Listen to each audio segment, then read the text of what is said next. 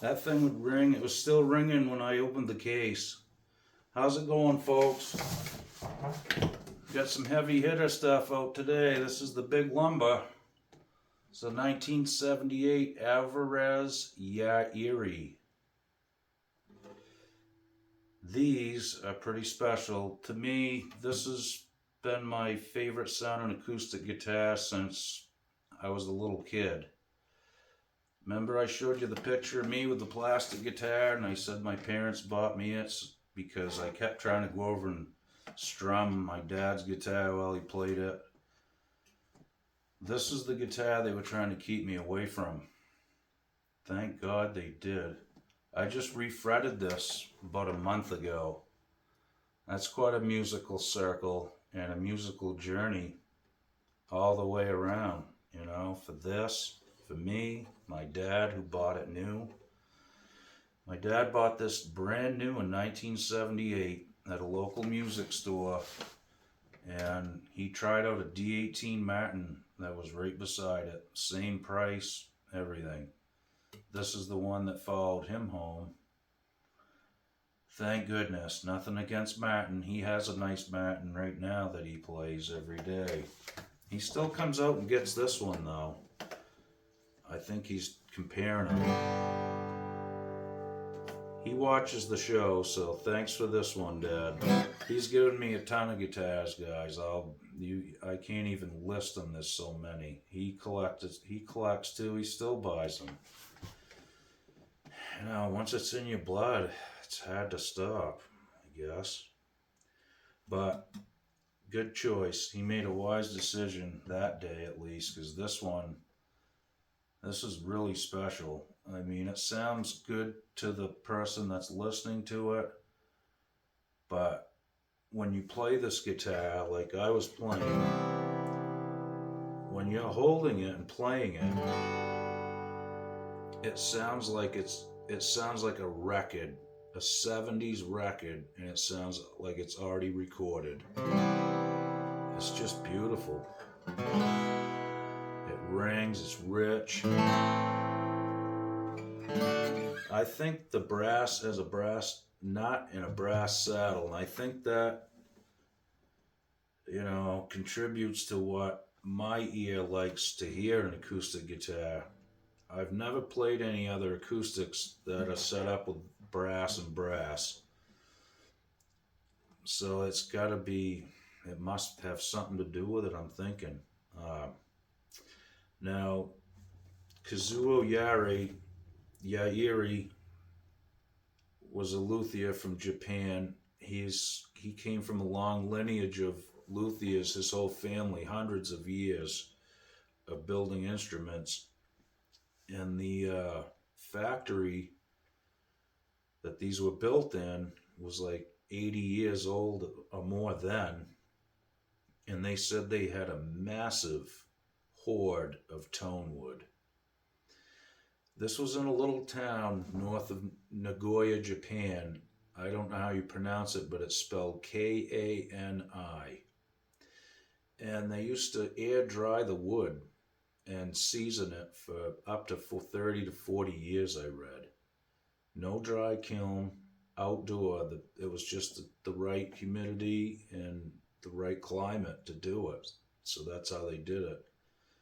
They said they had such a hoard of tone wood that the floor of the factory was made of mahogany and the walls were tongue and groove rosewood plank. That's what I read. I can't even imagine. If that factory ever gets torn down, somebody better get that wood. That is dripping with tone. You know it is. So anyways, that's what I was reading about there. I've researched these over the years, but there seems to be a little more information about them out there now. And another thing they used to do is take the guitars once they were finished and hang them in a room, and they'd put speakers in the room and play music loud and soft and whatever, all different volumes, I guess. And that was to vibrate the guitars, to move the wood, move the tops, break them in, basically. You know, when you get a brand new guitar, you play it every day for a month and it's going to sound different. Usually better, but different. Once they get broke in, even when you don't play a guitar, if you don't play this guitar for months, it'll sound a little different. You play it all day and it'll start coming back around. It's really weird how that works, but it has to do with tension, vibration. This thing feels like it's alive. Just ultimate sustain, you know. Really, I always play a C major 7th in the first position on every acoustic I play. I play it on this side of the sound hole, on this edge of the sound hole, and right in the middle. So I'll give it like, and one right in the middle. I can tell right then instantly if that's the one for me or not, you know. But, you know, I'm not saying this, I don't compare instruments like this is the greatest sounding acoustic guitar on the planet. In my personal opinion, it is to my liking. That doesn't mean it's going to be your favorite sounding acoustic, and that's great because we all don't want to play the same guitar and the same color and play the same. That wouldn't last long musically. We need to have diversity with instruments. It's good that you get your own guitar that really speaks to you. So when you find one, you want to hang on to it. That's my biggest piece of advice because you may never find another one like that. I'm serious. These are really well crafted instruments. They really are. It's mahogany back and sides. It's got a ebony board, nice spruce top, beautiful sunburst. I mean, whoever painted this, they knew what they were doing. The dark spots are still kind of see-through and transparent where it gets darker on the edges. Very well done. I love the color too. It's just beautiful. It's got the little pyramid thing on the back of the headstock here like Martin used to do too. I'll show you a little closer view of it, guys. But if you ever get a chance to try one of these, they still make these new. And they're not cheap. I was just looking at some. They're thousands, $2,000-$3,000 and up. So I don't know what the value of this is, but it doesn't matter because it's never going to leave these hands.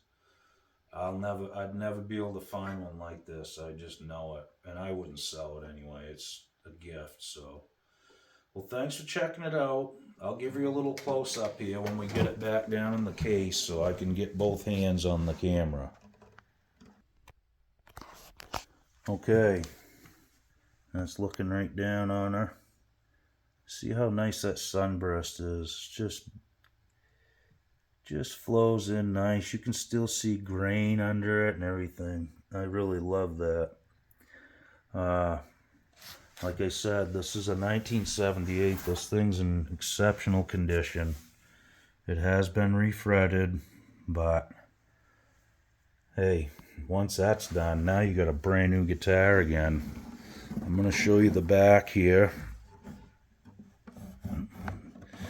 very carefully. Nice piece of mahogany. And it's got the little pyramid volute. That's actually not a volute. Look volute up sometime.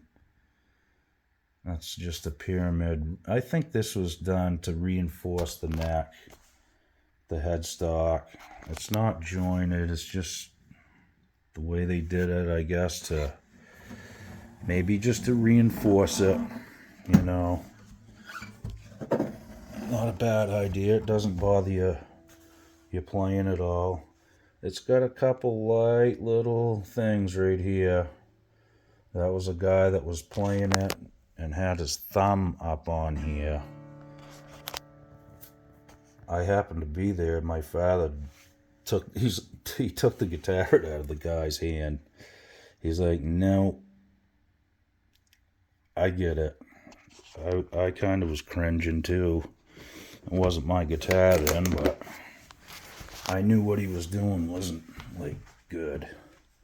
Alright guys, well thanks for watching. We're gonna dig out some new stuff here. I got a rack full of goodies over here I gotta go through and do some setups and stuff.